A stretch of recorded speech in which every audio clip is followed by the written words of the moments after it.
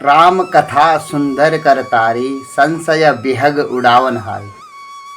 नमस्कार, जय हिंद, जय भारत और जय उत्तराखंड। मैं गौतम सिंह बिष्ट उत्तराखंड से आपसे मुखातिब हूँ। मित्रों, जैसे कि आप जानते हैं, आपसे मानस कहती है राम कथा सुंदर कर तारी।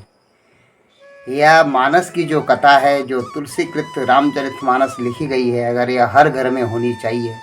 जैसे कि आज आप देख रहे हैं कि यूट्यूब पर, फेसबुक, इंस्टाग्राम के माध्यम से नृत्य और हास्य का जितना प्रचार प्रसार हो रहा है, इतने धार्मिक ग्रंथों का नहीं हो रहा है।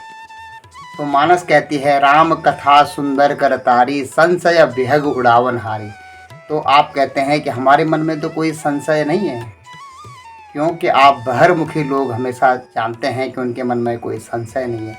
लेकिन जो आत्म तत्व जिज्ञासा के लोग होते हैं, जिनके अंदर आत्म जिज्ञासा होती है, अपनी आत्मा को जानने की जिज्ञासा होती है, उन लोगों के मन में बहुत सारे प्रश्न होते हैं। मसलन, हम कहाँ से आए, हमारे ये पुरखे एक एक करके कहाँ चले जाते हैं। खनक चबेला काल का, कछु मुँह में कछु गोद, जैसे कहते हैं। झूठे सुख को सुख कहे, मानत है मन मोद।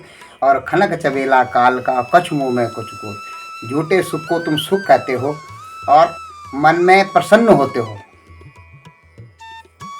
लेकिन धीरे धीरे करके खनक चबेला काल का, या एक काल भगवान इस प्रकार से हाथ में जैसे चनों को रखता है, एक एक चने को खाता जा रहा है। कछु मुँह में कछु गोद, कुछ तो उसके मुंह में चलेगी। हमारे दादा परदादा जो थे, वो उसके मुंह में समा गए। इसी मिट्टी से आए और इसी मिट्टी में समा गए। तो आत्म जिज्ञासा का विषय होता है, उनके मन में प्रश्न होते हैं। तो हमारी मानस कहती है कि राम कथा सुंदर कर तारी, संशय बिहग उड़ावन हारी। जो संशय रूपी बिहग होते हैं आपके मन में, जो संशय होता है, आप जानते हैं माया जब आपके ऊपर अपना प्रभाव डालती है तो भय, भ्रम और उचाट की स्थिति पैदा हो जाती है। आपको हर जगह से भय लगने लगता है, मेरा ऐसा हो जाएगा, मैं क्या कर पाऊँगा। भ्रम हो जाता है आपको, आप गलत समझने लगते हैं, सत्य को असत्य और असत्य को सत्य समझने लगते हैं। इस अनित्य शरीर को, इस जड़ शरीर को आप समझते हैं कि मैं हमेशा ही मैं ही रहूँगा। जबकि आप देखते आ रहे हैं कि धीरे धीरे करके आपके बुजुर्ग चले गए, वहीं एक दिन आपको भी जाना है। इसलिए कहते हैं मृत्यु और ईश्वर को जो याद रखता है हमेशा, उससे कभी गलत काम नहीं होते हैं, वे कभी गलत काम कर ही नहीं सकता। तो यहाँ पर है संशय बिहग उड़ावन हारी। आपके मन में जो संशय हैं, उन पक्षियों को उड़ाने के लिए, आप जानते हैं कि किसान जब खेती करता है तो अपने खेती में जब वह बोता है तो जो पक्षी होते हैं, बिहग होते हैं, वो आकर के उसके दाने को चुगने लगते हैं और उस खेती उसकी बर्बाद हो जाती है। तो पक्षियों को उड़ाने के लिए वह ताली बजाता है। तो यह जो मानस है, हमारे तुलसी बाबा कहते हैं कि रामचरितमानस भी एक प्रकार की ताली है।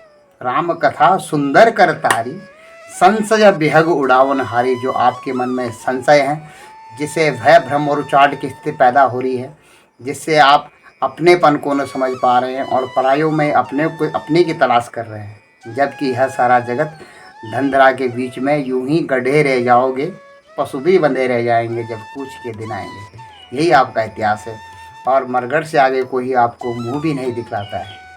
इसलिए जिसका अंतिम यात्रा मरघट शमशान तक हो, उस जड़ शरीर को आप अपना ममत्व समझते हैं और उस परम ईश्वर की, जहाँ से आपका जन्म हुआ है, उसको जानने के लिए, जो कि आपके आत्मा में बैठ करके सदैव आपके पास रहता है, उसको आप जानने की आपके अंदर जिज्ञासा नहीं होती है।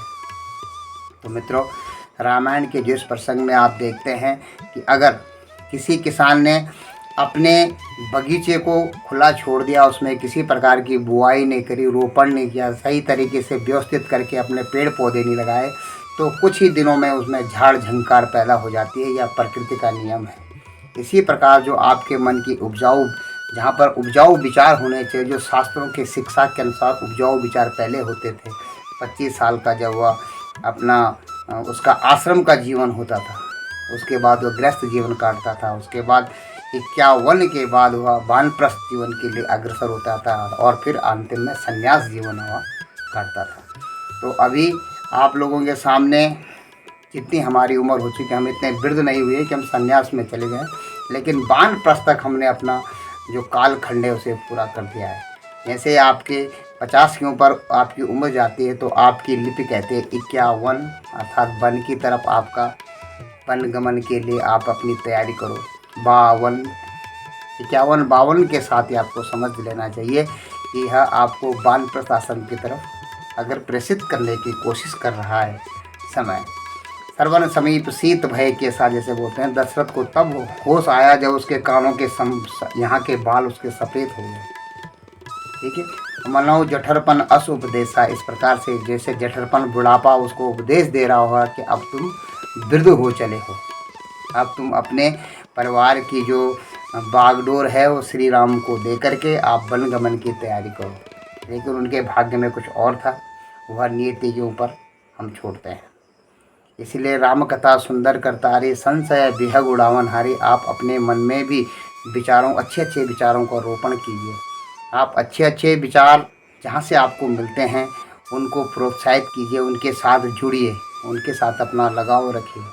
और अपने उत्तराखंड में भी इतनी पावन भूमि, जंगल ज़मीन जो उसको बचाने की बात करता है, जो शहरों से गांव में बसने की बात करता है, इस गांव में आप देखते हैं कितनी स्वच्छ और साफ़ हवा है, जो आपको कि ऑक्सीजन के अच्छे से अच्छे ऑक्सीजन की कीमत चुकाने के बाद भी इतनी ताज़ी हवा आपको नहीं मिल सकती। लेकिन फिर भी हमारे जो परिवार के लोगों का, गांव के लोगों का रुझान होता है वह शहरों की तरफ होता है। क्यों वे बहिर्मुखी लोग हैं, अंतर्मुखी लोग हमेशा अपने आप में ही मगन होते हैं। इसलिए मित्रों, जब आपको समय मिले ज़रूर मानस का पाठ कीजिएगा। मानस का पाठ आपको सिखाता है कि किस तरह एक बेटे का धर्म निभाया जाता है, किस तरह प्रेयसी के साथ तो जो वचन दे दिया उस वचन को पूरा करने के लिए दशरथ ने अपने प्राणों की आहुति दे दी। भरत ने अपने भाई के लिए राजपाट ही छोड़ करके चित्रकूट चल दिए, और राम ने सर्वस्व निछावर कर दिया कि जो मेरे पिताश्री ने मेरे लिए आज्ञा कर दी है उस आज्ञा के अलावा मैं कुछ और सिरोधार्य करूँगा ही नहीं। तो मैंने आपसे पहले भी कहा था और अनेक बात कहता हूँ, जहाँ पर आप पहले होगा वहाँ पर रामायण होगी, और जहाँ पर मैं पहले होगा वहाँ पर महाभारत होगी।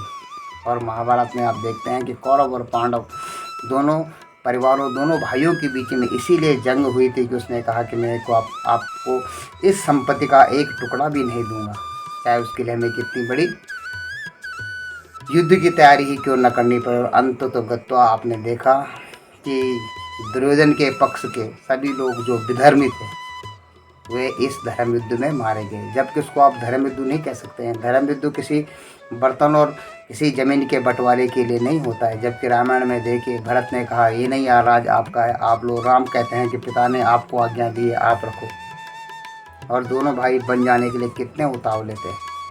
इसीलिए मित्रों, इन ग्रंथों से आपको सीखना चाहिए।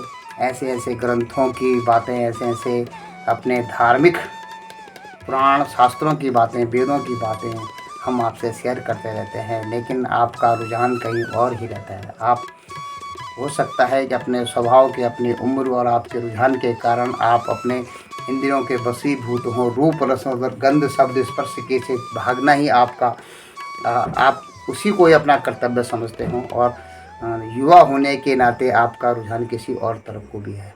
लेकिन अगर आपको समय मिले तो ज़रूर अपने मानस का अध्ययन कीजिएगा, जिससे कि आपके जीवन में भी पूर्ण रूप से शांति आ जाएगी। आज के अंक में इतना ही, फिर अगले अंक में आपसे मुलाकात होगी। जय हिंद, जय भारत, जय उत्तराखंड। आप सबका दिन बहुत बहुत शुभ हो। प्रभु श्री राम आप पर अपनी कृपा दृष्टि बनाए रखें। जय श्री राम।